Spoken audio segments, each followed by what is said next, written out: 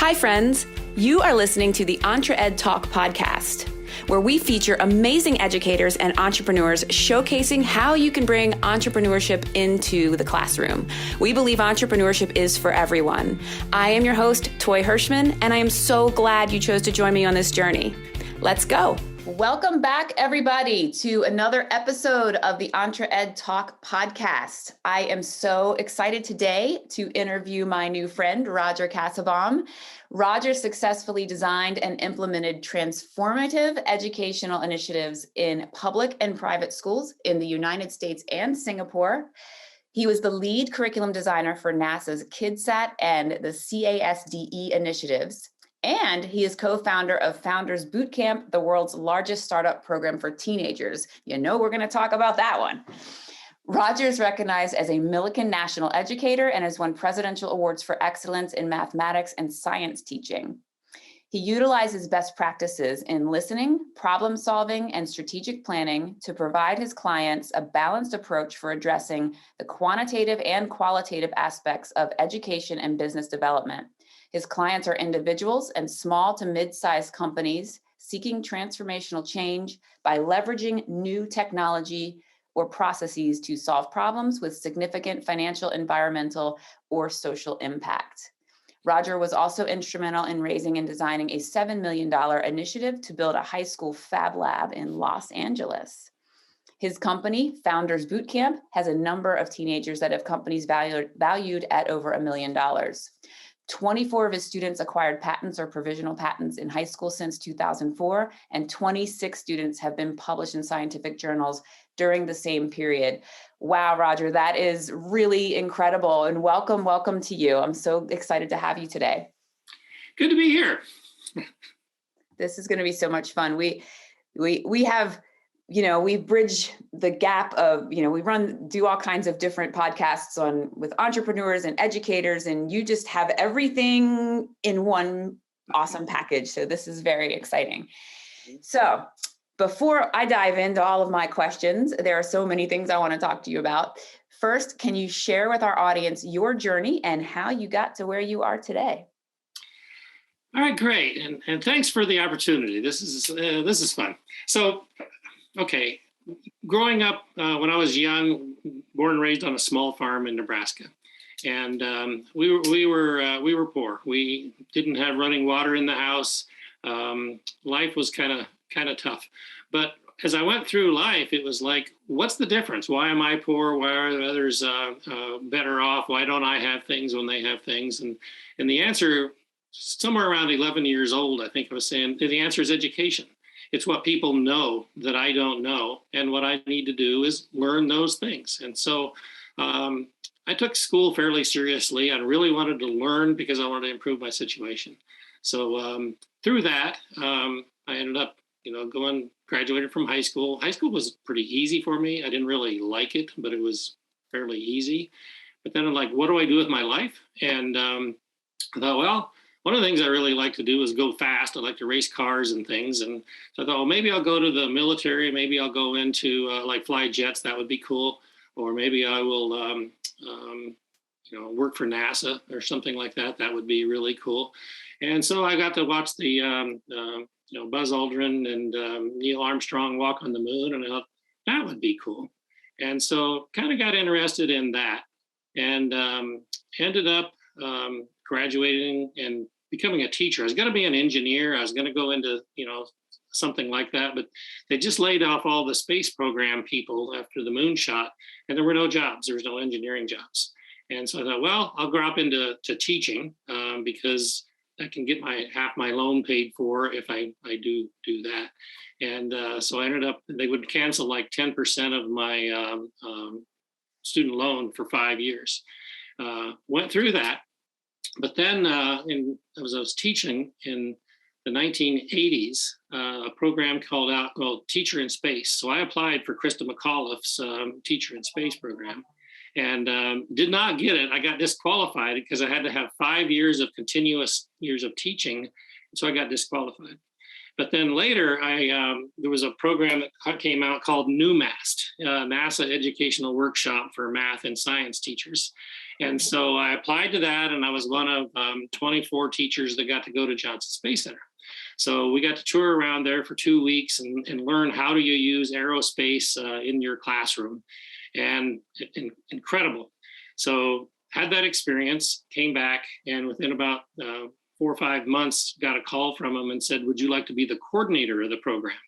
And I go, sure. I feel kind of unqualified for that, but sure. Oh, we'll help you out. And so I ended up going back and being the coordinator of it.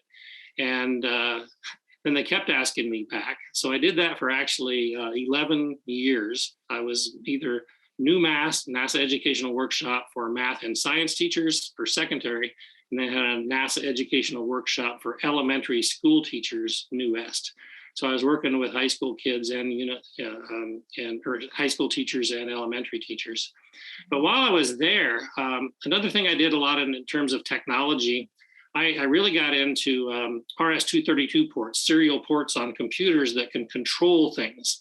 And they had video laser discs at NASA that you could, 55,000 individual frames, and you could press a button on a computer and go to any frame, in instantly.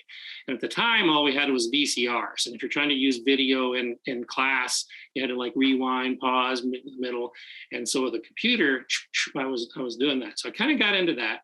And then Rockwell Engineering saw my interest and saw what I was doing and said, hey, we've got all this high quality video and imagery from space, the highest quality cameras and no atmosphere and stuff. How could we do this in education? So I ended up working with them. It was a contractor with Rockwell. And so I did the New West thing, and then I would hang on and do the Rockwell contractor thing. And so I got to know a lot about space imagery and got to meet the astronauts and all the people that were there over that period of time. And so then somebody called from JPL, Jet Propulsion Laboratory, called Houston and said, who do you have in education that knows a lot about shuttle Earth photography, et cetera? And so they mentioned me. And that's when Sally Ride and Jobia Way were the PIs of a program called KidSat. And the idea being is, can we give youth a space trip? In other words, we can't take their body up, but can we take their eyeballs up? We mounted a digital still camera above the shuttle, and students actually designed all of the hardware and stuff for it. And then 2 of my students actually got to go to mission control in Johnson Space Center with me. And then students from around the globe would type in through the internet coordinates of images they wanted to see. So we had the orbital track. So students in classrooms could actually say, I want a picture of my home, or I want to know this environmental area. And so they could target those. And so my 2 high school girls that were working in mission control would take those image requests and then sit through put together by Jobia Way at UCSD. And then we would send them, uplink them to the shuttle when we had TDRS connectivity.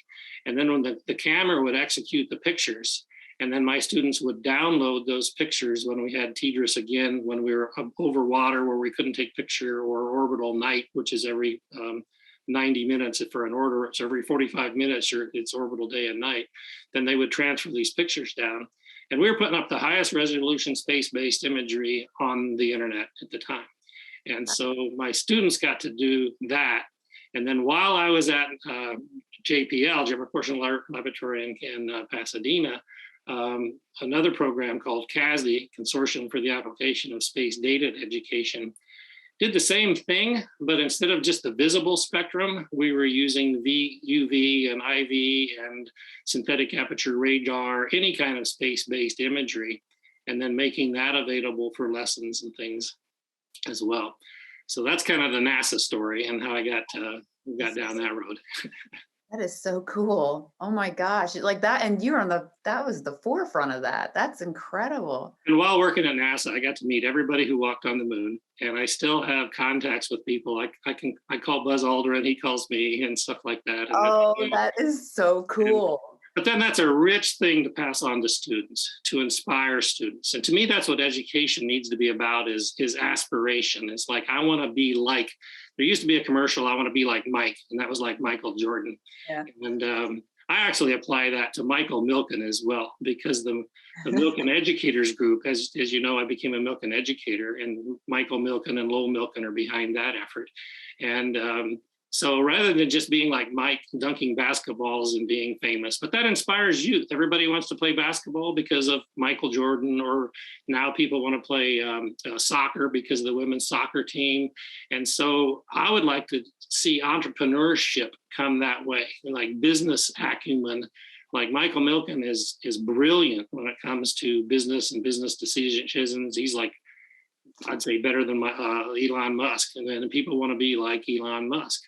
But that's what I want to inspire youth to do, is get them down that path of, if you have a cool idea, if you see something wrong with the world, how can you fix it? And I think people sit around all the time. Two guys will sit down at a bar someplace or something and say, well, somebody should. But the problem is we don't know how to act on those somebodies. We should be somebody. But our educational system, I think, needs to be improved in terms of, one of my big lectures is, what's more important? This is my first day of class. Every new class of students, I ask them the question, what's more important, what you know or who you know? And let them think for a little bit. And most students come up with what I think is the right answer, and it's who you know. But I tell them, you need to know what you know well enough to impress who you know when you're standing in front of them.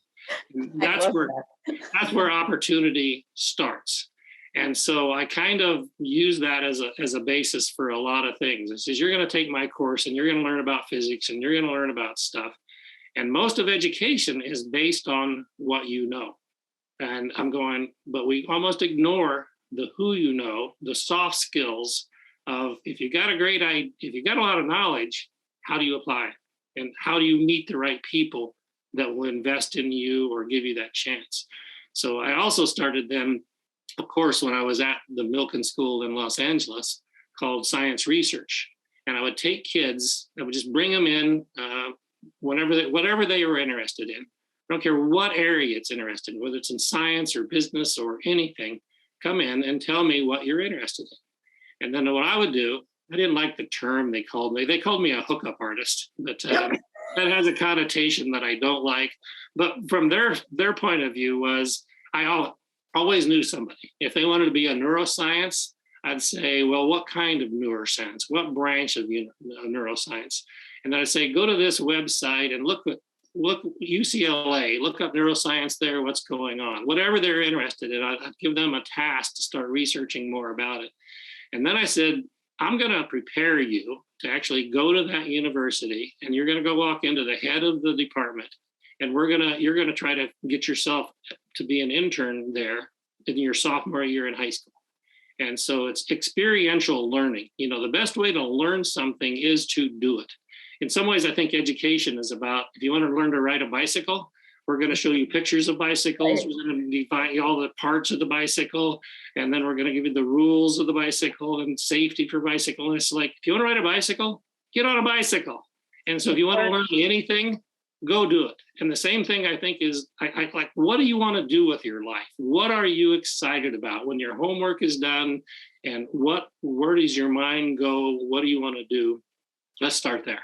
Okay. And when you start there, then what are our steps to making that first thing? If you want to be a neuroscientist, why wait for like a doctor? I think it's a real shame to have somebody want to get into medicine and they want to help, they want to cure cancer because their grandmother died of cancer or something.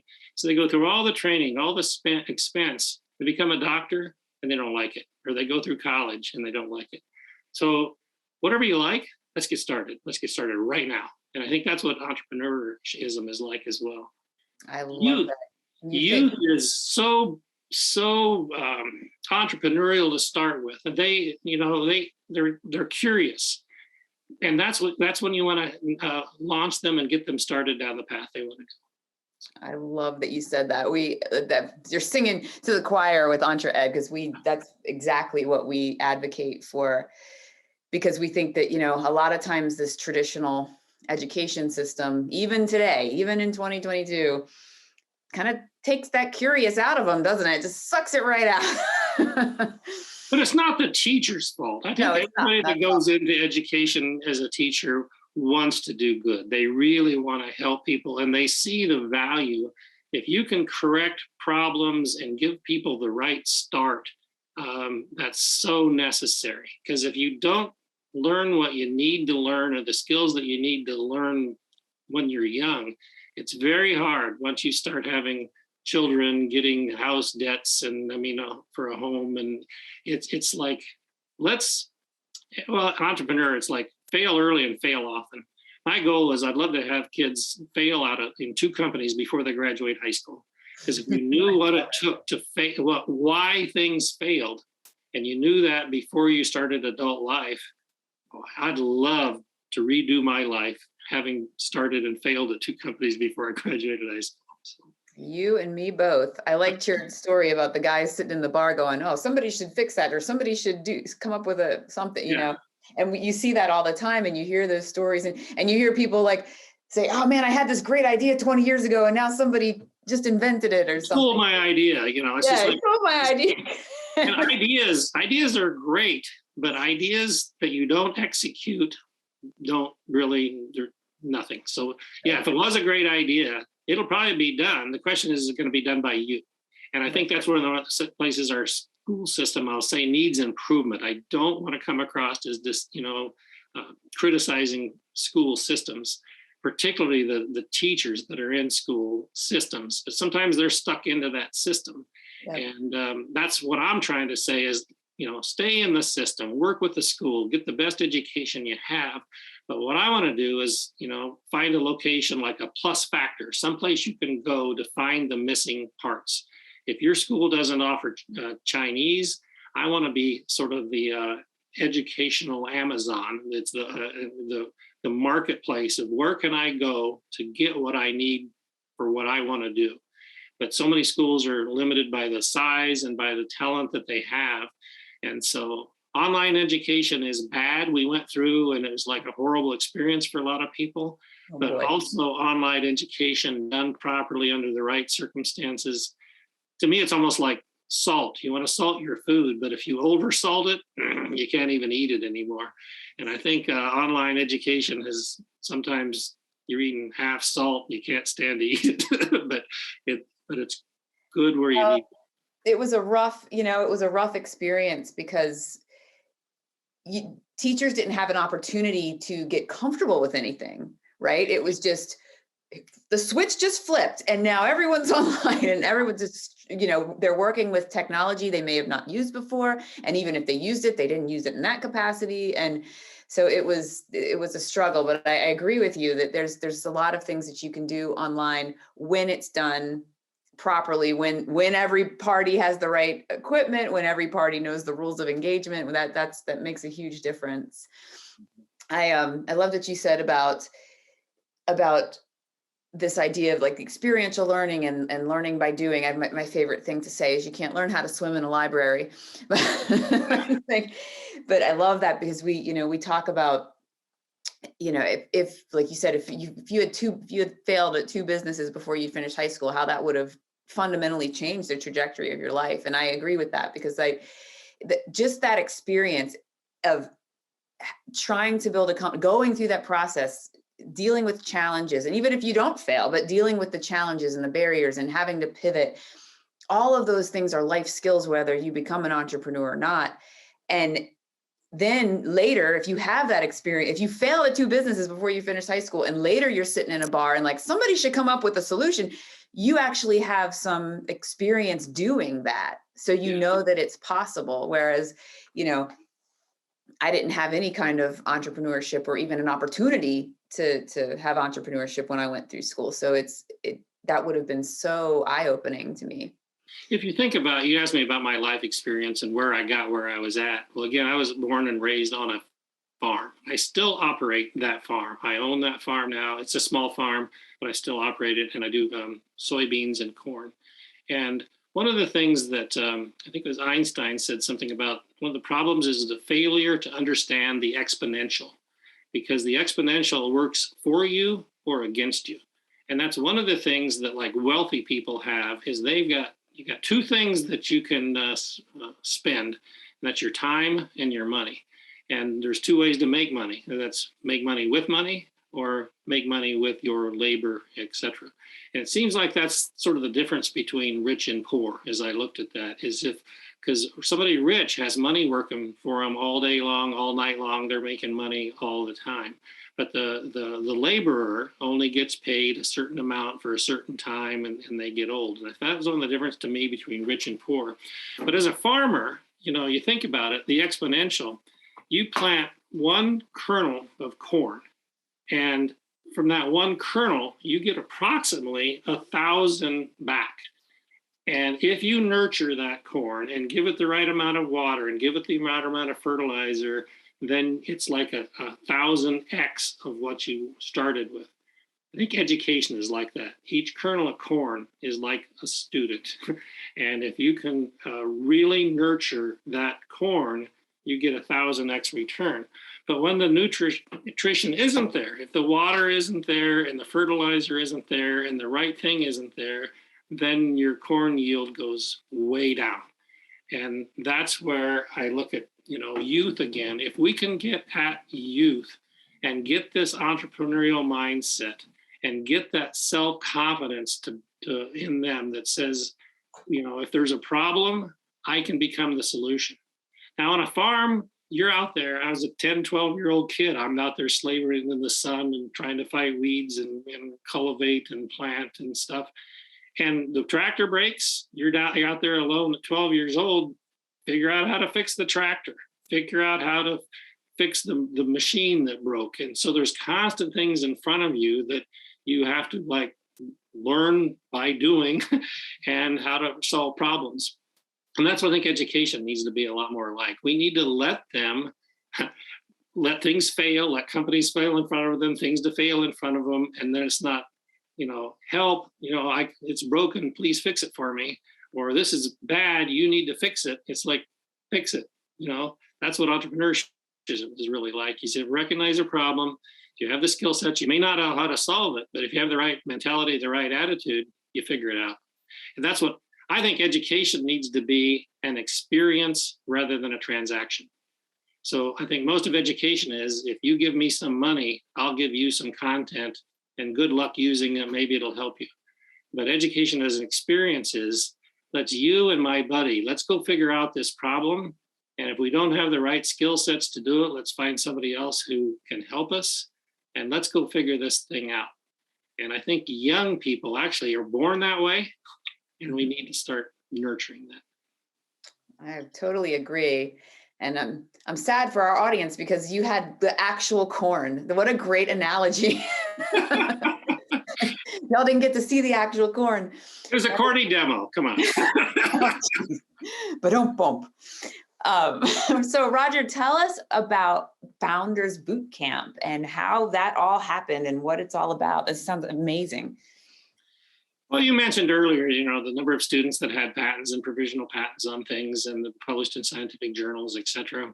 One of the things that happened during that process is that they would get published, they would have a patent, and they'd come back to me and it's like, here's my patent and I got published. Now what do I do with it? What do I trade this into for value? Maybe it'll get me into a better college or something, but what do I do? And at the same time, I had students come to me saying, this science thing, I'm not really into this science thing. I'm really more of a business person. I want to do business. Can we do business research so we get placed in business opportunities as opposed just to university research labs and stuff? And it was like, yeah, that sounds great, but I don't have much of a background in that. So how do we get started? But one of my students, his name is Richard Dahan. He's a quadruplet. All four of them graduated from MIT. And so Richard grew up in an entrepreneurial environment, and his father was a professor in economics and entrepreneurship stuff. So he had the background in business and marketing, and he came up that way. He was on a robotics team. We competed in FIRST Robotics, and it's a 6-week competition where you have to start from scratch and build a robot and then compete against the best robots in the world. And when he was there, we were just getting started, and it took us probably 4 weeks just to get a robot that would move out of the 6-week period. But there are teams that very good. You're not even a competitor. You're an entrant when we were at that level. But then over time, when he came back after graduating from MIT, we had built this $7 million fab lab, and we had CNC routers and mills and lathes, and we had a team of CAD students that could CAD the robot. We go to world championships essentially every year. So when he came back and saw that progress and saw the way he went through that system and what we had now to do with it, he just looked at me and he says, there's no reason why these kids can't start their own companies and do their, all they need is the right training and the right motivation. And so that's when he and I put together Founders Bootcamp, which is essentially the science research program, but for business. And then we went through and started that whole process. And again, it's education as an experience. It's learn by doing. So the first thing is you ideate and saying, what is this thing? They're too young to be in the bar sitting around and thinking about what this should do. But we give them some soda pop or some chocolate milk or something, and have them sit around and decide, what's broken around you, what's broken around your community, what's causing stress to people, how can we make it better? And the thing is, if you can come up with an idea that's 15% better than something that's already out there, you have a viable business. And so we start down that path and just start having them ideate, and then have them pitch, just like in science research, they had to get up and present their research in front of their classmates. Those are the soft skills kinds of things as well. And then they get better and better at that. And it's like peer-to-peer or near peer-to-peer learning. And so one of the problems with education, it's hard to find high quality educators. Every parent, every kid wants to have a really good teacher. And it's hard to get enough of those. And so one way to cheat that system is to have one good teacher that's kind of supervising a bunch of students teaching themselves. And the robotics program is a lot like that. I mean, those kids go far beyond what I'm able to teach what I even know in terms of some of the electronics and some of the coding and the CAD, but they end up teaching themselves. And I think that's what entrepreneurial education looks like as well, is you got some task before you. Maybe it's the physics program and the physics problems that you have a challenge, but you get together as a group and teach each other. And that, as that progressed at the school, it's like other parents would come in and new students would come in and to go to school there, and they would start asking me questions. But it was always a kid standing there and say, well, this is what we do this, and this is how we do that. And it was kind of like all I had to do was stand back and let the kids do all the work. And fortunately, I got a lot of the credit for what the kids did. And I learned a lot about technology that I didn't know. And I was getting paid, and the kids were teaching me to get smarter. And I thought, this is a good system. Got this figured out. So was it part of the fab lab, or is it how does Founders Bootcamp work in terms of like how, if you're a student, how do you get involved with it? Yeah, it was originally designed to be part of the fab lab. In other words, what occurred in that fab lab was I took a course through MIT professor Neil Gershenfeld. It's the most popular course on the MIT campus, called How to Make Almost Anything. And so then you learn how to use the CNC routers, mills, lathes. You learn how to make PCB boards and all this high-techy stuff. And I was old, but I graduated from the fab lab in 2016 in Shenzhen, China. And I thought that was pretty darn cool that some old guy like me, but how fast I learned that was just amazing to me. And I'm saying, if that can happen, and then there's this whole network of fab labs that are based on that course. And so we started one of those. But again, you can make almost anything in there. So for product development, if you have a physical product, you can make it. And the skill sets are in that room, the things are there. And then we had fiber optics, and a fourth of the area that we put together was called the International Classroom. So we had high-end fiber optics, and we could I called it an import and export of knowledge area. So our students could actually stand there while they were in the research lab, say at UCLA, they could be teaching the class at my high school from the university. So a kid teaching the rest of the class what they're learning in that lab. And same thing, we partnered with robotics in Israel. And so we could like connect with them and build together with them. So it became a global connective, and there's 2,000 Fab Labs around the world. So if there's something you don't know how to do, some code that you don't have or something, you can just digitally place it online, send it to our own students that were at MIT, into the MIT labs there. They could address the code, address the thing, send the solution back to us. So we were working with robotics, previous students that were at MIT, helping our students back. And it's just an incredible global way of teaching. So you're not limited by knowledge because you get all the knowledge in the world, all the tech in the world surrounding that area. So that's kind of how that part got started, is how can we create that kind of environment. And we started with Founders Bootcamp just in that school, just for a few months after in second semester, and say how many kids would like to start their own business and stuff. So we worked with about maybe 20 kids and started a pilot. It went very well. And so that summer we went across Los Angeles and said we had, I think 15 schools involved. And we picked schools that were really high-end rich kid schools, plus very underserved schools, kids from Watts and other areas. Put them all together and spent 8 weeks in the summer. And that's when you see the videos and stuff that I share with you online. That was kind of the result of things that happened through that. And we also then said, well, that worked really well across the city. Okay, can we do this globally? And that's when we put it out, Facebook marketing, and said, here's this competition. And so then if you watch the video again, like the team from Malawi, that's how we got them involved, and the kids from Israel and so forth, and brought them out together, collaborated with UCLA, Anderson School of Business, and said, okay, that model works. Let's go global and let's do this online, and let's blow this thing up.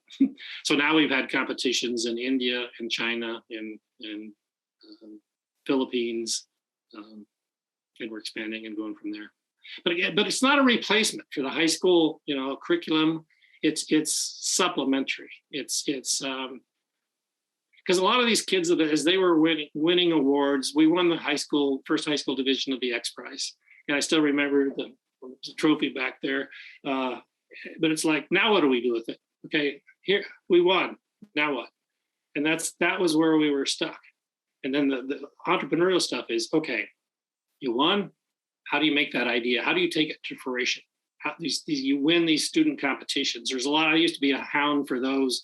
Find all the science competitions, get the kids in them. They pad their resumes with them to try to get into good schools, and then they get good PR and blah blah blah. But what? It's like a scavenger hunt. Here, what do I do with what I've done? And that's where we needed that to do. Sort of science research became business research and entrepreneurship. Well, it all kind of comes together though, because science leads into innovation, and then that becomes, so it's all, we always talk about STEM a lot, and how STEM entrepreneurship is just the next question after STEM. So yeah. I've done this thing, now what? That's where the entrepreneurship comes in. Yeah, the STEM is sort of the what you know again. So it's good. You're equipped for the world. You've got some coding abilities. You've got some whatever STEM kind of skill sets you have. But what do you do with it? And that's where I'm saying, well, start trying to do something with it, with some good adult guidance while you're still a teenager anyway. And now there's competitions I can send kids to too. Depends, again, I'm the hookup artist. So if you're interested in something, I can find a competition. I can find a way to get you funded. If you do these things, you're going to get this, you're going to get to that next level. And so what I'm trying to do is sort of become the Amazon of education, an educational marketplace, which goes back, I guess I'm still a hookup artist trying to hook people up with. You can't get away from that title. Yeah, stop it. get some interesting, emails from time to time with your title like that. But so at one point I read that you're able to give away a sizable amount of money to some startups for teenagers. How does that work, and where does that come from? I'm sure. Well, what my co-founder and I put a bunch of our own skin in the game. So originally, a bunch of it was our money, and then we also found some, philanthropic sources and found some people that had our same beliefs to make it happen. So we put some of that money together. Now, when we were giving away 50,000, we didn't have to give away 50,000 to everyone because it was contingent, very much like Silicon Valley stuff is. If you hit these KPIs, key performance indicators. So if you do this, we're going to give you this much more money.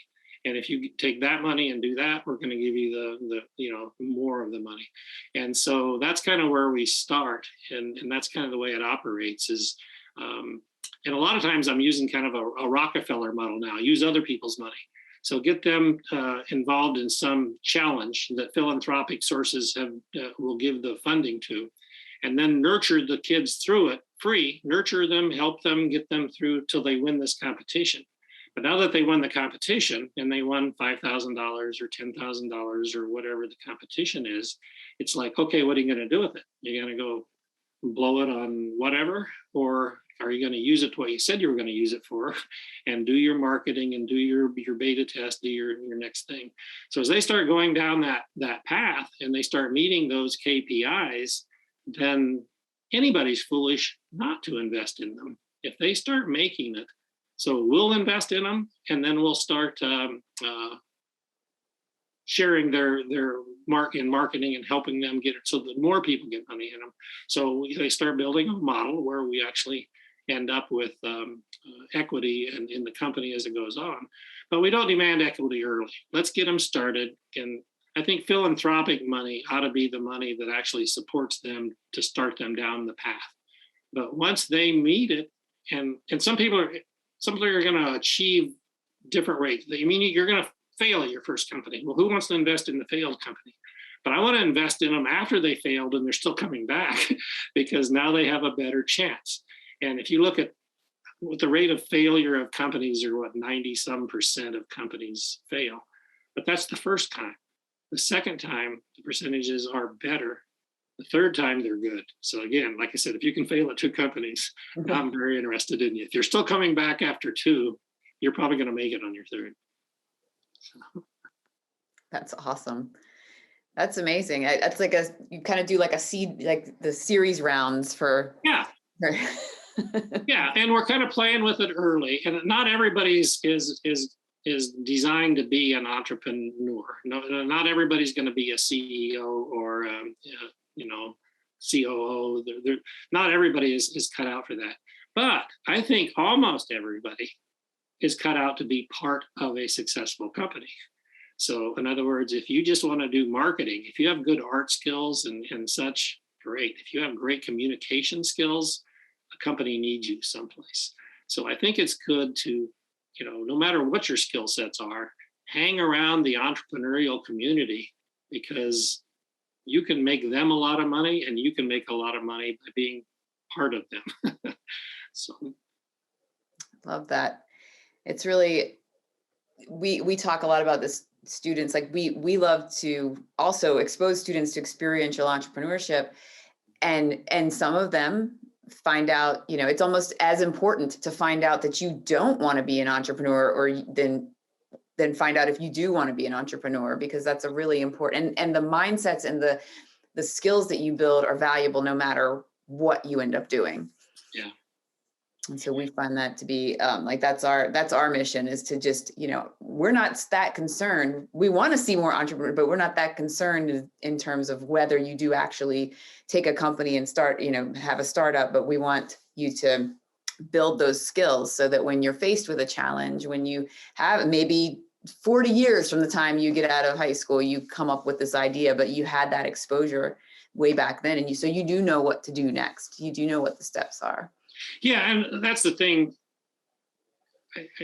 Like, you want to make unicorns. Is that our goal? Well, part of Founders Bootcamp is to actually make unicorns, because the more teenagers that are millionaires or multimillionaires.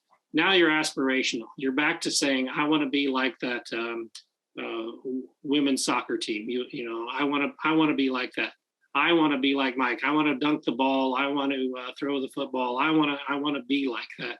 But again, the chances of dunking the basketball and throwing the football in the NFL, it's your chances aren't good at all in terms of achieving that.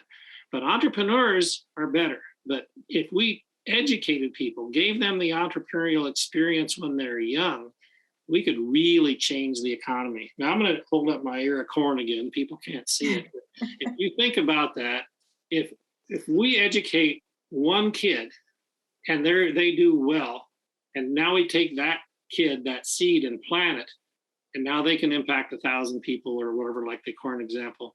So I think as teachers, we really do. The students that we help, they think about it, it's not just them that did well, but their spouse is now going to be able to have a better life as well because they were educated. And their kids are going to have a better life and they're going to get a better educated. So that corn thing goes exponential in education, I think, a lot. But that's what I want to do in school is say, let's improve the soft skills part. Let's start working on that at least during these teenage years. And you can go lower than that. You can certainly go down in the elementary school. One of our huge successes, a student that went to us actually got $4 million by the time he was 8 years old for a nonprofit. Oh, 8? And his aspiration after going through Founders Bootcamp, he's our exception. We don't necessarily let people in at 8 years old. But when he got out of it, he loved it so much that what he wanted to do was start Founders Bootcamp for elementary school. And so I'm going, cool. But again, how exponential is that? So we took one kid, turned him onto that, gave him the keys of how do you actually scale, get all the knowledge down. Now he wants to do peer-to-peer learning and teach his peers at his age or a little younger than him, his path and to getting through that. But it's not hard to see how you change the world by doing that. So, and educators do that all the time. And I look at it and I got a bunch of Teacher of the Year awards and presidential awards. All that's great. But it's like, who did I really affect? Just sort of the people in my realm of influence, which was like my classroom. And that adds up though, because over the years, I've had thousands of students actually sit in my room. And then you've got this corn effect again of multiplying. So you've done a lot of good in the world. And teachers, I think, really deserve a lot of credit for doing that. But then the entrepreneurial say is, yes, but scale. Okay, I'm only talking to 20 kids at a time. How can I scale this? How can I impact instead of 2,000 students in my lifetime? How can I impact 20,000, 200,000, 2 million? And I think that's what the online effort and online, it's like Amazon started out and saying, we can sell books and compete with brick and mortar bookstores. And I think education is getting to a point like that too, is like there's going to be some competition of if we can scale, if we can teach what the valuable stuff that we have, the skill sets that we have, not just in the little zip code or whatever it is that we live in, but we can do this globally. And so that looks like, well, online education is the way to go. Well, we've experienced some of that as already. It's going to be a hybrid of some sort. And that's where I think peer-to-peer, I'm kind of into pod learning. It's like you and I get together, we have you're my best friend. And so I talk about you about my ideas, you talk to me about your ideas. And the two of us, that's what we do is we talk about it. Well, what if we empowered them to actually do something about it? The two of them to get started. And then they get started. And now they find out that you and I, we've got a weakness. We got something that we want to accomplish, but we don't have the right skill sets. If we're young, I guess we can maybe learn them and figure it out, but maybe we have a friend that has those skill sets. Invite them into the group. And I want youth to start conquering the world that way. So you and I are not only business partners now doing our teenage business thing, but we also have to both pass physics. Well, let's figure out how to get that together. Let's hack that and do that. Let's get the smart kid in physics into our group, and then let's start working with them. let's start working together as teams at a very young age and then scale that. That's kind of my vision of education. That would be a beautiful world if we could make that happen globally. And that's, I agree with you. It goes even back to talk about Montessori education and that kind of model where it's kind of like that. But we sort of we went in a different direction, and I don't know how we get back to that type of learning, because yeah, I mean, we, like you said, we could teach everybody if we have a good hybrid model that we can get the best educators and we can get kids to collaborate. And I think a lot of it's going to go, because things are going at lightning speed. We're looking at things like the metaverse and all of this AR and VR, and how we can use those tools in education to bring 2, 3, 4 people together, 8-year-olds even, from all points of the globe to work on projects and to learn from each other. And I think that we're going to get there. Just, the technology will drive it. And then education sometimes is one of the last industries to pick up the new things. But again, it's part of the system that we've built around education. So the teachers are adaptive as well. It's kind of, if you think about it, as a teacher, it's tough to keep up with all this. And a lot of times, even if you can keep up with the technology, the system itself says, okay, no, you're going to meet for 50 minutes a day. And in that 50 minutes a day, you're going to cover this curriculum, and you're going to give these tests on these things. And you're only responsible for these students that are in front of you, not the whole world, not this global thing. And so, but teachers are incredible. And I'm kind of looking at, it's scary sometimes how many teachers are leaving the profession right now as well. It's COVID fatigue for a lot of teachers. But I'd love to figure out a way to take that teaching talent and keep them engaged. If they're dropping out of the teaching profession, I'd love to be able to re-invite them back in to this more scalable version of it. And I'd like to support it within the school systems too. School systems are almost going to be forced to change very quickly. But I'd like to have some of these answers out there, some of this peer-to-peer learning and pod learning, and the idea of a hybrid global learning method with it still keeps because I still think it's going to be groups of kids working together, having a place to come together and conquer the world together and do things together, which kind of their current school system does that, but maybe we need to accelerate that. Yeah, I agree. I'm on board, and I think that, like you said, schools might be forced to change. The system might be forced to change because we're getting more and more options, and it's easier to vote with your feet these days because of the fact that right now in my rural town, there aren't different school options. It's just the public school. There are not other private schools. There's nothing here. But now that doesn't matter as much, because I could put them online and enroll and take them out, if I wanted to take them out of the public school and put them on I don't know how many thousands and thousands, maybe millions of different options out there for parents. And so once the technology gets there, I think you're right. I think it'll start to happen. I'd love to see that. I'd love for my children to be able to be in a collaborative group with kids from China, kids from Hawaii, kids from, all different places, and learn about that and learn the, differences in cultures and things, and work on some amazing project, and that could take them anywhere.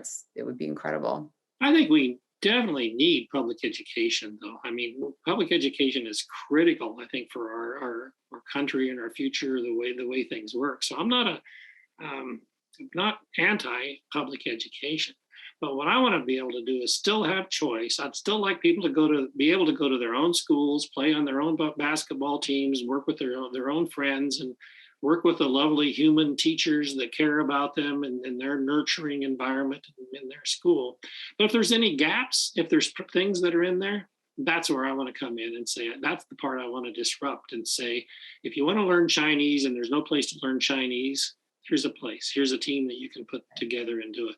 If your school doesn't have entrepreneurism and there's not opportunities there, well then here, let's go online, let's find a team. And it's not just online, it's a group of 4 or 5 kids in your community, in your school, that are now focusing on getting the resources that a lot of educators don't necessarily have, because it's not part of your job to be a teacher to teach entrepreneurism or teach business. It's just not in the system yet.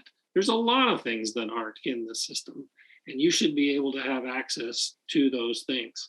Hence, again, the Amazon of education. It's like, if you want it, you can order it, you can, but not just order it, that's a transaction thing. It's like experience it with your friends in like pod learning. So. Yeah. And I think that's where your hybrid will come in, where the public schools would have to shift. It's very time dependent. Like you said, you've got 50 minutes, like, you know, it needs to be places where those things can happen, where you can decide, even if it's a class, you can decide, I'm going to take this thing where I do this research in an area of interest for me, and I can hook up with other students, other places that have those same interests. So I think you used hookup. You said hookup. I know I did. I did it on purpose. But yeah, I think that that's the direction that I hope to go. Is I think we need a school system. We need a public school system, but there has to be more like choice and opportunity in it. It shouldn't be, you're going to get into a good school because you're in this zip code, but you're not going to get a good school or have a good opportunity because you're in this zip code. And or even this country or whatever. But just the idea of putting companies together, teens working together that are in different parts of the globe, different religions, different races. That's what the world is really like now too. Because sometimes if you're from rural Nebraska like I am, you're not going to get a lot of diversity of races. And you're not going to get lots of diversity of religions, or you're just not going to get a lot of diversity. And the world is diverse, and if we're preparing you for the world, then we ought to have a system that actually doesn't just show you people riding bicycles, but you're riding the bicycles with them. And that's kind of my vision of the new way of doing things. And one of the companies, it's not online yet, but I own the domain name now, and it's called communivarsity.com. So it's like varsity but for high school, but it's a communivarsity.com. And another one I have that is that can be like, seems a little religious, doesn't have to be, but it's Kingdom youvarsity.com. Kingdom University. And I don't know if this kingdom sometimes means religion, but it really means, what is your domain? What are you interested in? And you should be the king of your universe. So Kingdom University. So that's, but I'm going to be putting online resources on there so that students can do those things. My other website is rogerkassebaum.com. And that one, again, is a place that it's a hookup artist. It's a place to get hooked up with whatever you need in the area of education. And I'm looking for places to add those, things online. Anybody, if they need something, again, think I'm Amazon of education, rogerkassebaum.com. Okay. That's awesome. You answered my last question. I was going to say, where can folks go to learn more about you? So we're out of time. So I will we'll wrap up. But is there anything else that you'd like our audience to know, or to know about you, or any of the amazing things that you're working on? Well, I think, if they want to contact me in some way, if there are organizations, I would really like to find philanthropic folks that think the education needs some help. And again, I'm not talking about replacing the educational system, but helping with it and working through some of those areas. So if there's anybody that wants to do like nonprofit stuff or for-profit stuff. If there's ways to help young people get through this, young people to recover from what they've done through COVID, there are kids that are getting behind now. If you teach physics like me, if you don't learn the math, you're not going to do well in physics. And if you send me a kid that doesn't know math, then the first thing I have to do is teach him math to teach him physics. But in the meantime, they graduated and they never got to what they needed in physics, which is going to put them behind. And I'd love to have services like this, let students connect with people that actually can teach them and catch them up. And sometimes that costs money, and sometimes they don't have the money. And maybe that's where philanthropic sources need to come in and say, let's fill the gaps with philanthropic money where we can to help them. So I want to work on both the nonprofit side and the for-profit side and make things work. Awesome. So how can they reach out to you at your website at rogerkassebaum.com? Yeah, it's a little prototypey yet, but by the time this airs, I'll make sure it works right. I just realized that rhymed. That's awesome. Well, Roger, I really appreciate meeting you and having you on our show today. This is great. I knew it when I read your stuff. Like, you're exactly like, you encompass all of the different parts of the areas that EntreEd Talk podcast covers. So this has just been wonderful, and I love your vision, and I hope that it happens. I hope that we also, because it's also our vision as well in many ways. So I hope that we can all work to make these things. I want to shout out for the Milken National Educators too, because if you think about that in my lifetime, that really changed what I did, and it really amplified my message. So they identified some talent in me, and then they made me a national educator. And a number of Milken National Educators are going to get the same kind of, you get $25K to get started with the thing, but then your voice becomes important as well. So shout out to them. I'll shout out to them too, because I met you because of them. So all right. Shout out all around. Oh, thank you so much, Roger. I'm really grateful you were on today, and so lovely meeting you. Please don't be a stranger. And I know how to find you now. So. All right. Thank you. Thank you. You bet.